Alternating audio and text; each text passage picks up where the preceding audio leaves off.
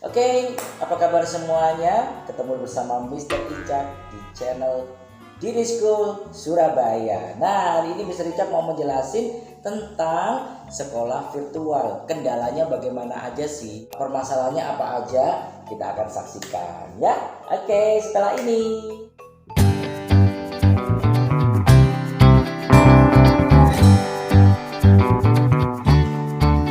Nah, biasanya permasalahannya yang terjadi adalah dalam pembelajaran online daring dan anak-anak itu semuanya harus belajar di rumah. Motivasi belajar menurun. Mereka biasanya bersemangat di sekolah, ketemu dengan teman-teman, kemudian ada kompetisi secara tidak langsung melihat teman-temannya ada yang lebih dari dia akhirnya termotivasi untuk belajar. Tapi ketika di rumah harus belajar di rumah, maka motivasi mereka kadang menurun karena mereka tidak merasa ada kompetisi dalam belajar. Itu yang sering terjadi. Kemudian yang kedua, tidak ada rasa kewajiban dalam hal belajar. Maksudnya seperti ini, ketika guru yang menyuruh untuk belajar atau mengerjakan suatu pekerjaan di sekolah, mereka akan merasa itu adalah suatu kewajiban, tuntutan. Bagaimana pekerjaan ini harus selesai, karena teman-teman juga merasa seperti itu.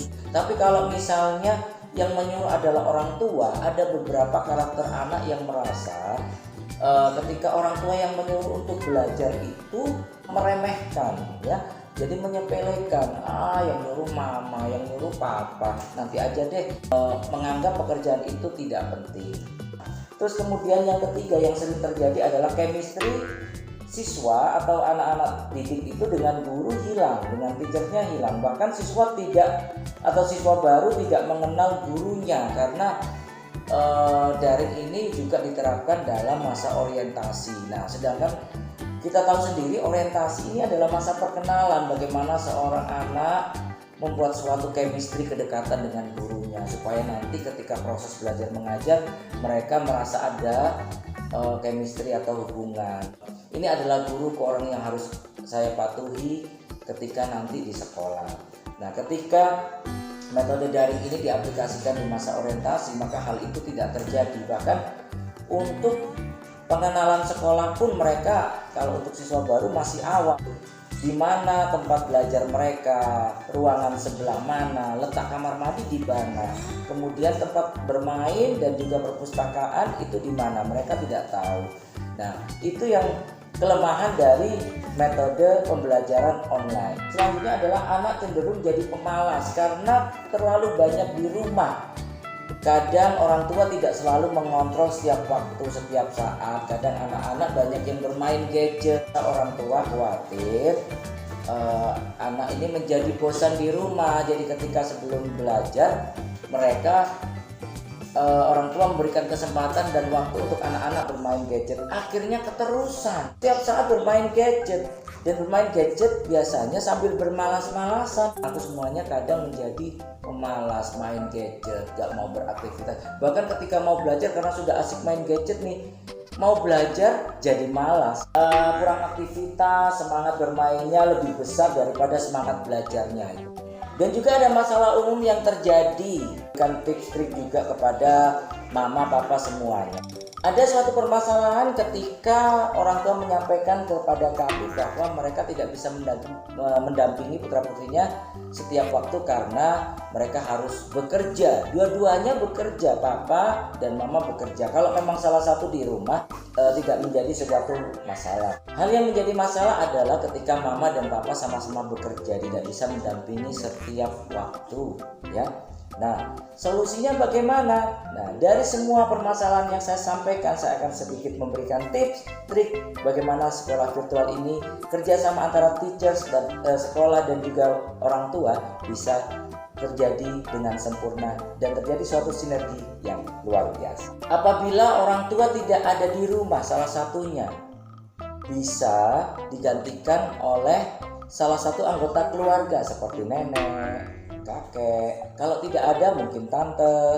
Kalau nggak ada bisa menggunakan jasa babysitter. Kalau tidak ada semuanya, ya memang untuk sekolah virtual ini harus ada salah satu seseorang yang dipercaya untuk menjaga anak-anak di rumah, baik mendampingi bermainnya, mendampingi belajarnya, dan juga tentunya untuk membentuk suatu karakter mulai dari usia dini. Di pagi hari, usahakan anak tetap menjadi disiplin bangun pagi dan mandi pagi sebelum ditinggal untuk berangkat bekerja.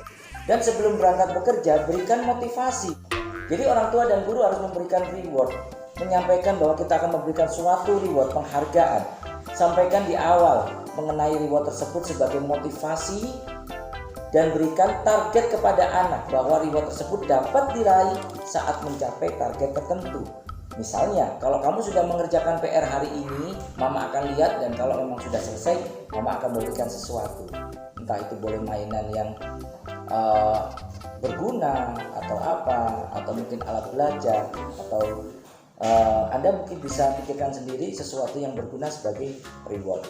Kemudian sampaikan juga bahwa tugas tersebut harus dilaporkan via foto ke gurunya. Ini adalah sebagai tanggung jawab atau sebagai masukan kepada dia bahwa gurunya itu tetap memantau hasilnya dan dikirimkan kepada gurunya, itu sebagai masukan kepada siswa tersebut bahwa tugas ini tetap dipantau oleh bapak ibu guru atau teachernya.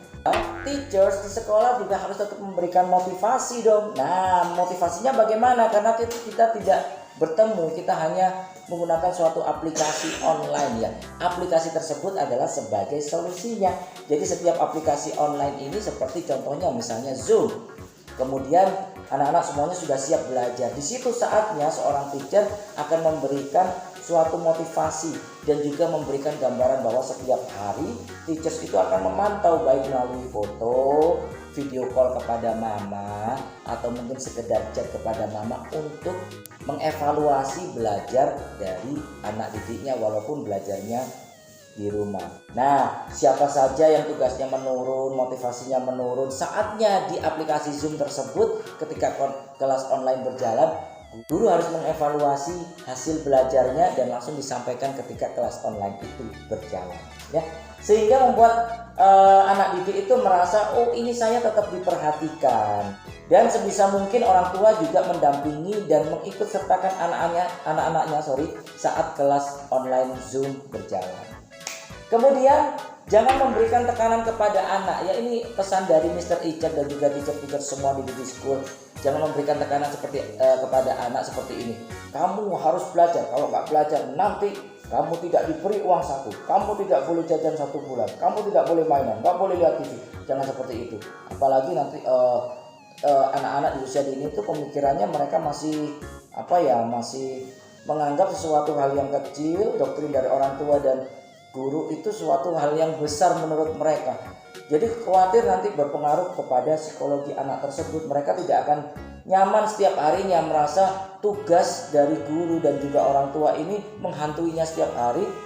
Akhirnya ketika masa pandemi berjalan, pembelajaran secara online membuat dirinya semakin tertekan setiap hari dan tidak ada kenyamanan dalam melaksanakan aktivitas kesehariannya.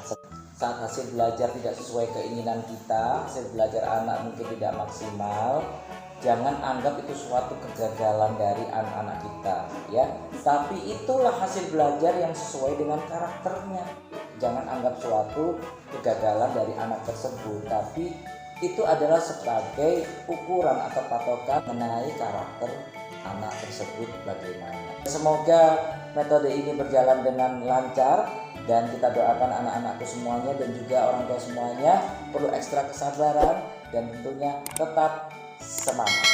Oke, baiklah, sampai jumpa dan ketemu lagi dengan Mr. Icat dan teachers dari Kindergarten and Playgroup Baby School lainnya. Sampai ketemu di video berikutnya.